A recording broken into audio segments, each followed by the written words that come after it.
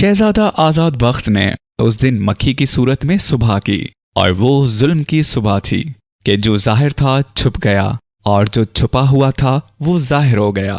तो वो ऐसी सुबह थी कि जिसके पास जो था वो छिन गया और जो जैसा था वैसा निकल आया, और शहजादा आजाद बख्त मक्खी बन गया। शहजादा आजाद बख्त ने पहले इस बात को एक ख्वाब जाना, मगर सुबह होते होते ये ख्वाब वो भूल चुका था। उसे बस इतना याद था कि जब शाम हुई और देव गरजता बरसता किला में दाखिल हुआ तो वो समटता चला गया। उससे आगे उसे कुछ याद न था। फिर शहजादी की मोहब्बत में वो इतना कुछ भी भूल गया। लेकिन शाम होने पर फिर वही हुआ। फिर देव चीखता चिंघारता किले में दाखिल हुआ, मांसगंध मांसगंध।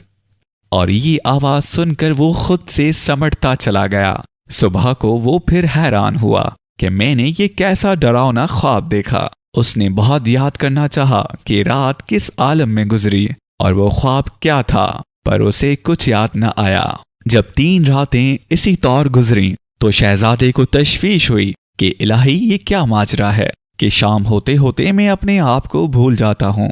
मुकर्रर किसी ने सहर बांधा है।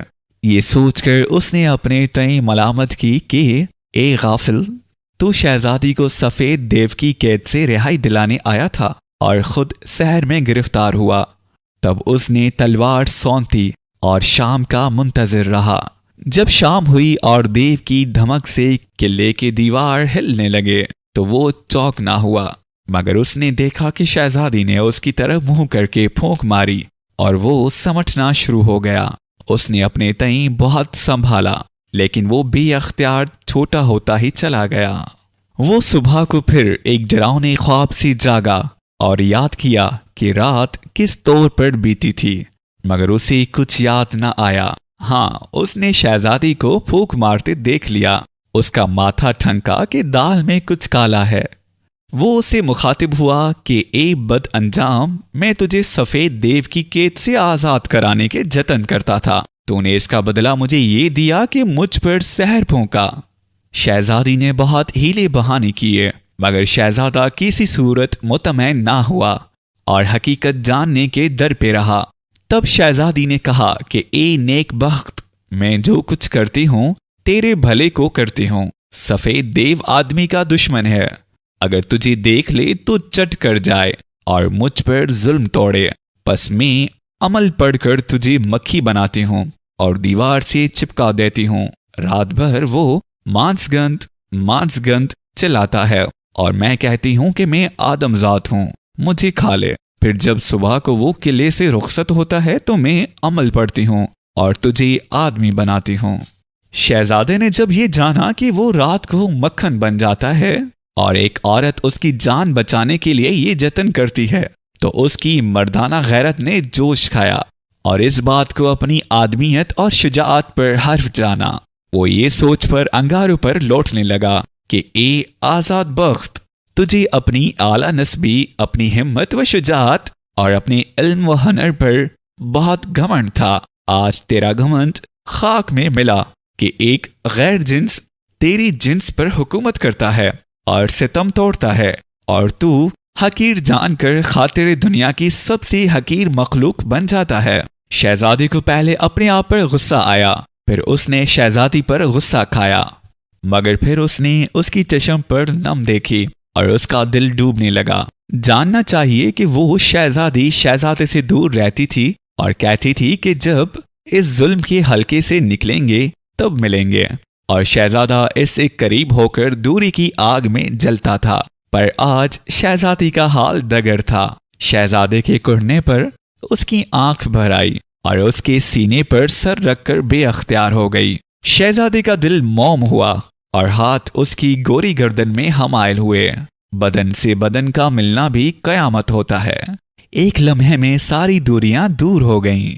इनमें शब वसल का रंग पैदा हुआ और शहजादा इस गर्म आगोश में तन बदन का होश खो बैठा। उसे उस वक्त होश आया जब किला की दीवार देव की धमक से फिर लरजने लगी।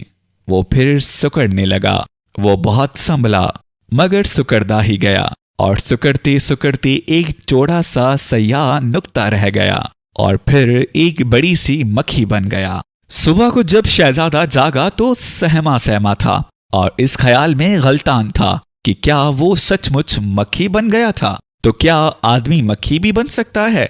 इस ख्याल से रूह उसकी अंधू से भर गई और वो शहजादा इल्म हुनर में ताक था, शुजाअत में फर्द, आली नसब, साहिब वकार।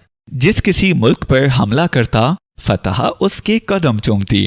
इस तौर उसने बहुत से मारके मारे थे और बहुत जमीनें फतह की थीं, पर सफेद देव के किले में आकर वो आली नसब साहिब जलाल शहजादा मक्खी बन गया।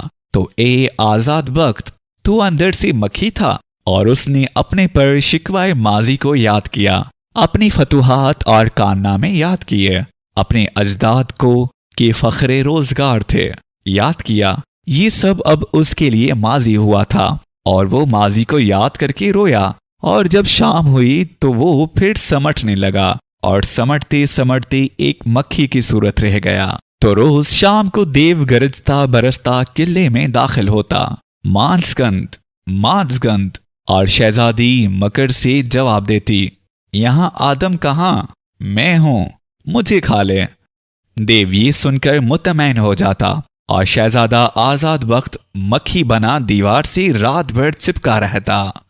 सुबह को शहजादी मंत्र पढ़कर उस पर फूंकती और वो आदमी बन जाता। बस शहजादे की जिंदगी ये ठहरी कि दिन में आदमी और रात को मक्खी। उसने अपनी जिंदगी पर बहुत पेचो ताप खाए। शहजादी उसका जी बहलाने की कोशिश करती, उसे नहरों बागात की सैर कराती और फल फूल से तवाजा करती। और फल फूल सफेद देव के बाग में बहुत थे, रंग रंग के फल बाग में और अलवा व अनवा के खाने दस्तरखान पर। शहजादा तो इन्हें देखकर सचमुच मक्खी बन गया। ये लज्जतें और ये आराम उसे फतुहात की कठिन जिंदगी में कहाँ नसीब हुए थे। तो शहजादा आजाद बख्त दिन को देव के दस्तरखान की मक्खी बना रहता और रात को मक्खी बन जाता। दिन उसके लिए शबी विसल थे कि शहजादी उसकी आगोश में होती और रात की सारी कदूरत दूर कर देती। मगर फिर रफ्ता रफ्ता रातें लंबी और दिन छोटे होने लगे और शहजादा देर तक मक्खी के कालिब में रहने लगा। मगर उसने इस ऐशो आराम से लबरेज छोटे से दिन को लंबी काली रातों का इनाम जाना और मुतमैन रहा। मगर फिर ऐसा हुआ, कभी कभी दिन में उसे ऐसा लगता कि वो मक्खी बन गया है। खैर, शुरू में तो बस पलक भर के लिए उसे ऐसा गुमान होता और फिर उसे फौरन ध्यान आ जाता कि ये दिन है और मैं अभी आदमी की जूं में हूं। लेकिन होते होते ये वक्फे तवील हो गए। वो शहजादी की मीठी आगोश में पड़े पड़े सद्बुद्ध भूल जाता और देर तक इसी गुमान में रहता कि वो मक्खी बन गया है। पर जब शहजादी बाहों के हल्के में किस्मसाती तो उसे यकायक ध्यान आता कि हनोज दिन है और वो आदमी की खाल में है। फिर उसे होश के आलम में भी शक रहने लगा। कभी देव के बाग में फल फूल चुनते हुए, कभी लजीज ग़िज़ाओं और मशरूबात से आरास्ता दस्तरखान पर बैठे बैठे उसे एक शक आ घेरता, क्या मैं आदमी की जूं में हूं? और फिर उसे बहुत से अंदेशों वसवसों और शिकवों ने घेर लिया। शहजादा आजाद बख्त ने अंदेशों वसवसों और शिकवों के घेरे को तोड़ने की सही की और देव से निबटने की समसमी बांधी और बार बार शहजादी ने समझाया कि सफेद देव की जान तो तोते में है और तोता 7 समंदर पार एक दरख्त है, दरख्त में एक पिंजरा लटकता है, पिंजरे में वो तोता है। शहजादा आजाद बख्त उस पर भी हैरान हुआ कि सफेद देव यहाँ है और जान उसकी 7 समंदर पार एक तोते के अंदर है। जान का जान से जुदा और दूर होना उसे अजीब लगा और उसे ख्याल आया कि इसकी जान भी तो कहीं उससे दूर नहीं है, तो क्या मेरी जान मक्खी में है? शहजादा उन दिनों इस फिक्र में गलतान रहा कि किस तदबीर से किले से निकले और 7 समंदर पार जाकर तोते की गर्दन मरोड़े। और शहजादी जब उसे ज्यादा फिक्र में गलतान देखती तो शिकवी शिकायत करती कि तेरी मोहब्बत सर्द है, तू मुझसे दगा क्या चाहता है? और शहजादा के शहजादी की मोहब्बत में दीवाना था, सो तरह से उसे वफा का यकीन दिलाने लगा और इन शिकवों और सफाइयों में देव की कैद से रिहाई का सवाल रफ्त गुज़िश्त हो गया। शहजादा आज़ाद बख्त अब शहजादी की मर्जी के ताबे था।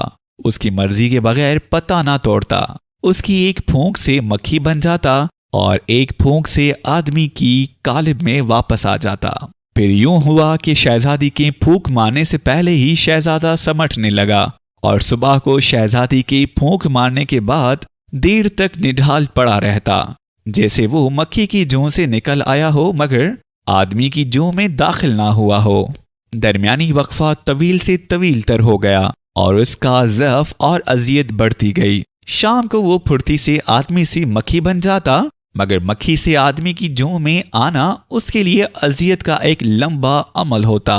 फिर होते होते ये हुआ कि अजियत का ये लंबा अमल गुजर जाने पर भी एक अजियत की कैफियत के साथ याद आता रहता और उसने एक रोज अजियत के आलिम में सोचा कि मैं आदमी हूं या मक्खी हूं।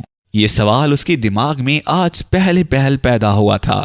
इस पर वो बहुत गड़बड़ाया। पहले उसने सोचा कि मैं पहले आदमी हूं, बाद में मक्खी हूं। मेरी असल जिंदगी मेरा दिन है, मेरी रात एक धोखा है।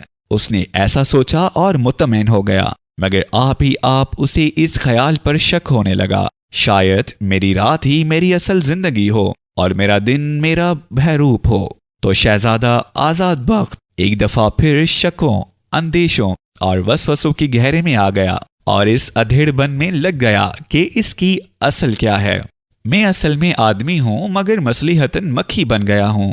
मगर फिर उसे ख्याल गुजरा कि ये भी तो हो सकता है कि वो असल में मक्खी हो और दरमियान में आदमी बन गया हो। हर चीज अपनी असल की तरफ लौटती है।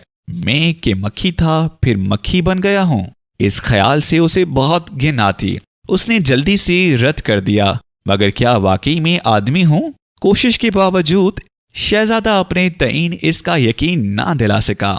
आखिर उसने समझौते का एक रास्ता निकाला और तय किया कि वो आदमी भी है और मक्खी भी। तो शहजादा आज़ाद बख्त अब आदमी था और मक्खी भी। और मक्खी ने आदमी से कहा कि मैं रात को तेरी हिफाजत करती हूँ, तो मुझे अपने दिन में शरीक कर ले। और आदमी ने मसलहत से कहा, मैंने सुना और मैंने तुझे अपने दिन में शरीक किया। और उसके दिन दो रंगे हो गए। सुबह को अजियत के एक लंबे वजीफे के बाद वो मक्खी की जूं से आदमी की कालिब में आता और मक्खी की मिसाल देव के मीठी फलों और लजीज खानों पर टूट पड़ता। लज्जतो ऐश में वो सब कुछ भूल जाता चाहता, मगर अचानक देव का साया उसके तस्वर में मंडलाता और उसे लगता कि वो समट रहा है। किले में महसूर देव की तस्वीर से खौफजदा शहजादी के गुस्से से सहमा हुआ। हर दम उसे लगता कि वो समट रहा है, छोटा होता जा रहा है, जिसे वो भी मक्खी बन जाएगा। वो बड़ी मुश्किल से अपने तईन संभालता और मक्खी के कालिब में गिरते गिरते वापस आता। हर दम उसे वहम रहता कि वो अंधेरे में किसी गहरे घड़े के किनारे चल रहा है। अब इसका पांव फिसला और अब वो आदमी से मक्खी बना। शहजादा आज़ाद बख्त के अब मक्खी भी था और आदमी भी। अपनी दो रंगी मसलिहत आमेर जिंदगी से खुद ही बेजार हो गया और गहरे घड़े के किनारे किनारे चलते हुए सहमे आदमी ने कहा कि किसी तौर देव को खत्म किया जाए कि दो रंगी खत्म हो और मैं खुद मुख्तार बनूं। पर शहजादा आज़ाद बख्त में अब इतना दम कहाँ था कि वो देव से लड़े। उसने देव से लड़ने के, किले से निकलने के, 7 समंदर पार जाकर तोते की गर्दन मरोड़ने के 100 मंसूबे बनाए, मगर फिर खुद ही डामाडोल हो गया। उसने किले की ऊंची फसीलों को देखा, अपने ज़ाफ़न आत्मानी पर गौर किया, देव की घन गरज को ध्यान में लाया और उसका दिल अंदर पंखे की मिसाल हिलने लगा। तू फिर बिल्कुल मक्खी बन जा कि ना किले की कोई मां ना रखे, ना देव का कोई खौफ रहे कि देव मक्खियों से खतरा महसूस नहीं करते। मगर शहजादे का जी इस पर भी ना टिका। बस वो तज़बज़ब के आलम में बीच में लटका रहा और उसके अंदर की मक्खी बड़ी और कवी होती चली गई और रात का साया दिन पर गहरा होता चला गया। शहजादे को शुरू में एक ख्याल सा हुआ था कि शायद इसके अंदर कहीं बहुत गहराई में एक नन्ही मक्खी बन भरा रही है। उसने उसे वहम जाना और रद्द कर दिया। फिर रफ्ता रफ्ता उसे ख्याल हुआ कि कहीं वो सचमुच मक्खी ही ना हो, तो मक्खी मेरे अंदर भी पल रही है।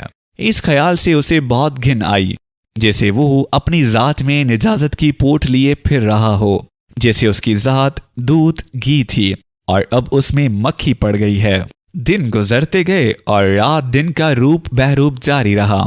किले से निकलने की सूरत किसी तौर पैदा ना हुई। सफेद देव का किला शहजादे के लिए मकड़ी का जाला बन गया। मक्खी ने अपनी सोई ऐसी टांगे खूब चलाई और नन्हे पर फड़फड़ाए, फिर बेदम होकर उल्टी लटक गई और जाला शहजादे के अंदर समाने लगा। बाहर की दुनिया से उसका नाता टूटने लगा, जैसे उसके हावजा पर किसी मकड़ी ने जाला पूर दिया था कि अब किले से बाहर की दुनिया उसके तस्वर में धुंधला रही थी। वतन के लोग उसे ख्वाब लगते जो बसरता जा रहा था, और बाप जो फातिहों का फातिह था आगे उसके तस्वर में हर दम मंडलाता था कि वो आएगा और सफेद देव की कैद से रिहाई दिलाएगा। मगर फिर उसके तस्वर में जाला फैलने लगा और उसने सोचा कि मेरा बाप कौन था। वो ये सोचकर हैरान हुआ कि बाप इसका कौन था कि उसका नाम उसे याद नहीं आ रहा था। अजब हुआ कि जब उसने ये सोचा तो वो अपना नाम भी भूल गया। तब वो बहुत परेशान हुआ और याद करने लगा कि नाम उसका क्या है। नाम, उसने कहा, हकीकत की कुंजी है। मेरी हकीकत की कुंजी कहाँ है? एक मक्खी थी, वो अपना घर लेप रही थी। घर लेपते लेपते वो अपना नाम भूल गई। घर लेपना छोड़ वो अपनी जगह से उड़ी और दर दर अपना नाम पूछती फिरती। हर कोई उसे धत्कार देता। वो मच्छर के पास गई और कहा, मच्छर मच्छर, मेरा नाम क्या है? उसने धत्कारा। दुर, मुझे क्या पता तेरा नाम क्या है? फिर वो भैंस के पास गई, कहा, भैंस भैंस, मेरा नाम क्या है? भैंस का ठसा भड़ा था, उसने जवाब ही नहीं दिया। इसी तरह आंखें मूंदे जगाली करती रही और बस अपनी पूंछ हिला दी। और शहजादा आजाद बख्त ने अपना नाम बहुत याद किया, पर उसे अपना नाम याद ना आया और वो बेहकीकत बन गया, जैसे वो सब कुछ अपने पिछले जन्म में था और जैसे ये इसका नया जन्म है कि उसमें वो महज और खालिस मखलूक है। ये सोचकर उसे बेकली हुई और उसने कहा कि मैं दूसरी मखलूकात से खुद को कैसे अलहदा कर दूं। तब उसने सोचा और ध्यान किया कि उसका नाम क्या था, उसके बाप का नाम क्या था और वो किन लोगों में था और किस जमीन पर था। फिर उसे कुछ याद ना आया। उसके अंदर का जाला फैला ही चला गया और उसने कहा कि मैं जो था वो माजी हुआ, मैं वो हूं जो मैं हूं। तो वो अब वो था जो अब वो था, और अब मक्खी उसकी बड़ी और कवि हो चुकी थी और उसका आदमी माजी बनता जा रहा था। मक्खी की जून से वापस आना उसके लिए अब बड़ी मुसीबत एक कर बन गया था। जब वो जागता तो उसे अपना आपा मेला नजर आता।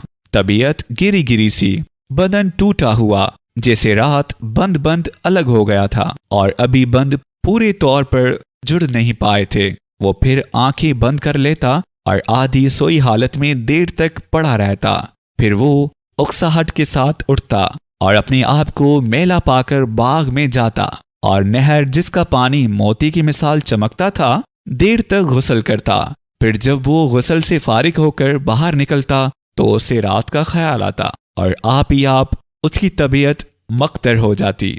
उसे लगता कि उसके शऊर के अकब में कोई चीज भुमभुरा रही है। वो फिर नहाता और फिर अपने तईन में एला पाता। उससे मतली होने लगती और उसे अपने आप से घिन आती।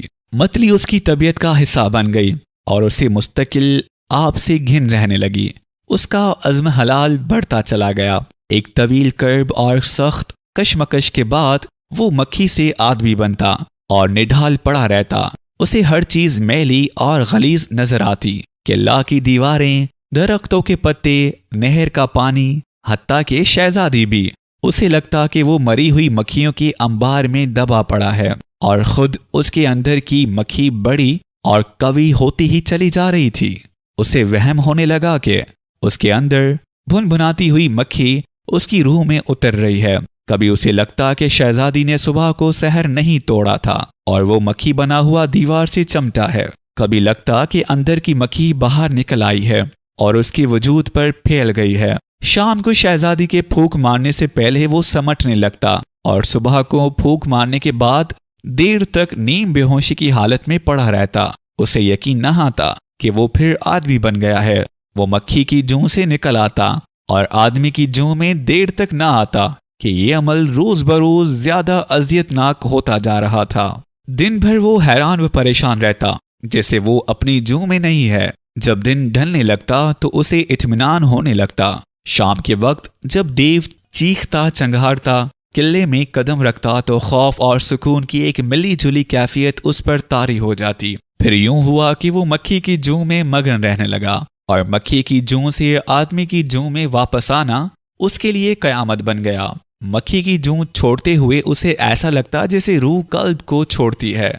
फिर एक दिन ऐसा हुआ कि वो मक्खी की जूं से बहुत कर्बो अजीब से निकला और आदमी की जूं में देर तक न आया। उसे यूं लगा कि वो एक सदी से दरमियानी कैफियत में भटक रहा है और उस रोज दिन भर उस पर यही आलम रहा जैसे वो मक्खी से आदमी नहीं बन सका है, जैसे वो अबूरी मंजिल में भटक रहा है। उसने अपने आप को बार बार देखा और कहा, मैं आदमी नहीं हूं तो फिर मैं मक्खी हूं। मगर उस वक्त वो मक्खी भी नहीं था, तो मैं आदमी भी नहीं हूं और मैं मक्खी भी नहीं हूं। फिर मैं क्या हूं? शायद मैं कुछ भी नहीं हूं। इस ख्याल से उसे पसीना आने लगा और उसने सोचा कि ना होने से मक्खी होना अच्छा है। उससे आगे वो कुछ न सोच सका कि आज उसके ख्याल की रूह डूबती नब्ज के मानंद रुक रुक कर चल रही थी। शहजादी उसकी ये गैर हालत देखकर मतहोश हुई और दिल में पछताती कि सब खराबी उसकी लाई हुई है। तब उसने फैसला किया कि अब वो शहजादे को मक्खी नहीं बनाएगी। फिर उसने ये तदबीर की कि दिन ढले शहजादे को तय खाने में बंद कर दिया। तो शहजादी ने उसे उस शब मक्खी नहीं बनाया और तय खाना में बंद कर दिया। फिर जब दिन ढला और किला के दीवारों देव की धमक से लरसने लगे तो वो रोज की तरह सहम गया और आप ही समटता चला गया। उस रात देव मांसगंत नहीं चिल्लाया। उस पर शहजादी कमाल हैरान हुई कि जब मैं शहजादे को मक्खी बना देती थी तब भी उसकी आदमी वाली बाकी रहती थी और देव मांसगंत चिल्लाता था। आज क्या हुआ कि मैंने उसे मक्खी नहीं बनाया, मगर देव फिर भी मांसगंत नहीं चिल्लाया। शहजादा आजाद बख्त की आदमी वाली भूख क्या हुई? खैर, जब रात गुजरी और सुबह होने पर देव रुखसत हुआ तो शहजादी ने तय खाना खोला। फिर वो ये देखकर हैरान रह गई कि वहां शहजादा नहीं है और एक बड़ी सी मक्खी बैठी है। वो देर तक शश्व पंच में रही कि ये क्या हुआ और कैसे शहजादा खुद ही मक्खी बन गया। फिर उसने उस पर अपना मंत्र पढ़कर फूंका कि वो मक्खी से आदमी बन जाए, मगर उसकी मंत्र ने आज कुछ असर ना किया। शहजादा आजाद बख्त ने उस रोज मक्खी की जूं में सुबह की।